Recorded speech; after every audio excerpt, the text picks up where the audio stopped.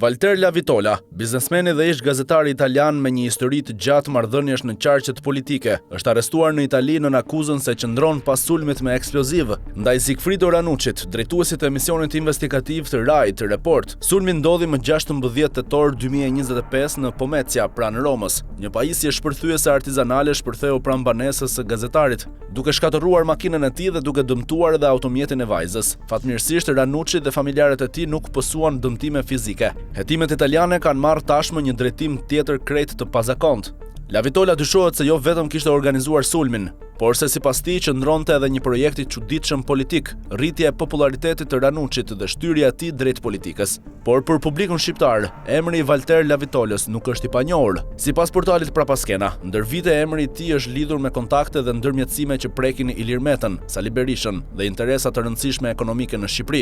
Një nga episodet më të diskutuara lidhet me një bisedë telefonike të përgjuar më 15 tetor 2009. Në atë kohë Ilir Meta ishte zëvendës kryeministër dhe ministër i jashtëm i Shqipërisë, ndërsa Franco Frattini drejtonte diplomacinë italiane. Nga përgjimet e publikuara në atë periudhë rezultonte se Lavitola kërkonte të ishte i pranishëm në fund të një takimi mes Metës dhe Frattinit, me qëllim që të zhvillojë edhe një bisedë mes tyre. Lavitola i komunikonte sekretares së ministrit italian se prania e tij në takim ishte e rëndësishme për disa çështje që sipas tij Frattini i njihte. Takimi u kthye më pas në një objekt polemikash publike. Meta deklaroi se prania e Lavitolës gjatë vizitës së tij në Rom nuk kishte lidhje me asnjë aspekt institucional të takimeve dhe se e njihte atë prej kohësh si drejtues të gazetës italiane Lavanti. Nga ana tjetër, Lavitola pretendonte se e njihte Ilir Metën prej rreth 10 vitesh. Një tjetër pjesë e përgjimeve që ngriti pikpyetje ishte mënyra se si Lavitola fliste për Shqipërinë. Në komunikimet e tij ai fliste për mundësinë e një goditjeje të madhe. Më pas emri i tij u përmend në kontekstin e interesave të lidhura me projektin e gazsjellësit TAP, një prej investimeve strategjike më të rëndësishme energjetike që prekte Shqipërinë, Italinë dhe korridorin jugor të gazit. Në të njëjtën periudhë, qeveria shqiptare e drejtuar nga Sali Berisha lobonte fuqishëm për realizimin e projektit.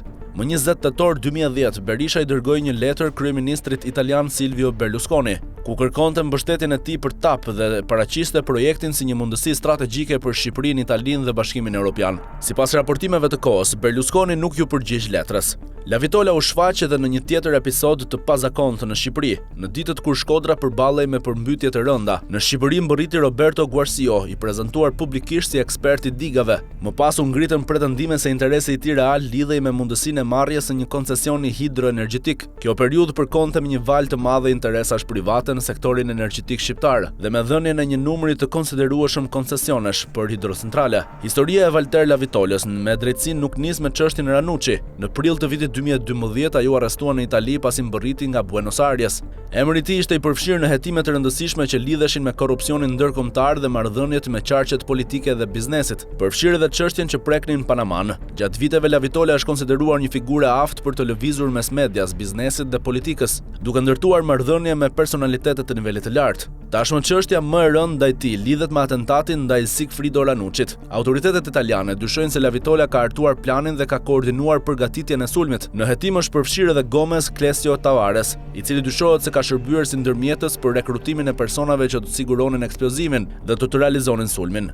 Tavares rezultoni kërkuar nga drejtësia italiane. Hetuesit kanë analizuar komunikime, përgjime dhe materiale të gjetura në telefonin e Lavitolës. Pikërisht aty del në pa edhe një motiv që e bën historinë edhe më të pazakontë. Lavitola donte ta fuste Ranuccin në politik. Sipas rindërtimit të hetuesve italian, Lavitola prej kohësh kishte idenë se Sigfrido Ranucci të braktiste gazetarinë dhe të hynte në politik. Ai besohet se i kishte folur gazetarit për një të ardhme në nivelet më të larta të politikës italiane, duke e konsideruar si një figurë potencialisht të aftë të tërhiqte një elektorat të gjerë. Hetimi ka zbuluar gjithashtu ekzistencën e një sondazhi politik të përgatitur për të matur potencialin elektoral të Ranuccit. Në skenarët analizuar përfshihen edhe figura të rëndësishme të opozitës italiane, mes tyre Eli Schlein dhe Giuseppe Conte. Ideja ishte që Ranucci të mund të kthehej në një figurë bashkuese të kampit të gjerë të qendrës së majtë italiane. Lavitola sipas hetuesve e shihte veten pranë tij si këshilltar dhe strateg politik, por pjesa më e pazakontë e dosjes lidhet pikërisht me motivin e mundshëm të bombës. Sipas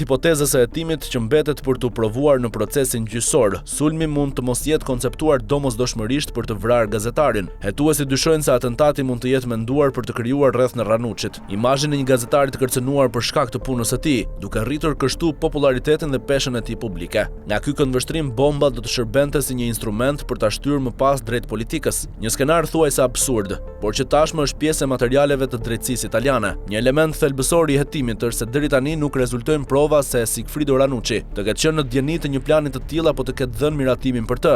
Përkundrazi, ai konsiderohet viktima e sulmit. Ranucci është prej vitesh një nga gazetarët investigativ më të ekspozuar në Itali. Report ka trajtuar çështje që lidhen me mafjen, korrupsionin, krimin e organizuar, biznesin dhe politikën, ndërsa vetë gazetari ka qenë objekt kërcënimesh të vazhdueshme dhe ka jetuar nën masa sigurie. Prandaj, pas shpërthimit të tetorit 2025, pista fillestare ishte ajo një akmarrje për investigimet e tij. Hetimet çuan më pas në një skenar tjetër. Arrestimi i Lavitolës rikthen në vëmendje edhe historinë e tij të gjatë si ndërmjetës mes politikës, biznesit dhe interesave ekonomike. Në Shqipëri emri i tij është shfaqur në përgjime, takime politike, projekte energjetike dhe episode që lidhen me qeverisjen e viteve të Sali Berishës dhe rolin politik të Ilir Metës. Por kontaktet apo episodet e raportuara në të kaluarën nuk provojnë në vetvete përgjegjësi penale të politikanëve shqiptar në çështjen aktuale italiane. Sot Lavitola ndodhet përballë një akuze shumë më të rëndë. Dyshohet se ka urdhëruar një sulm me eksploziv ndaj një prej gazetarëve më të njohur të Italisë. Nëse teza e prokurorisë konfirmohet nga gjykata, historia do të ishte ndër më të pazakontat e viteve të fundit. Një bombë vendosur pranë shtëpisë së një gazetari,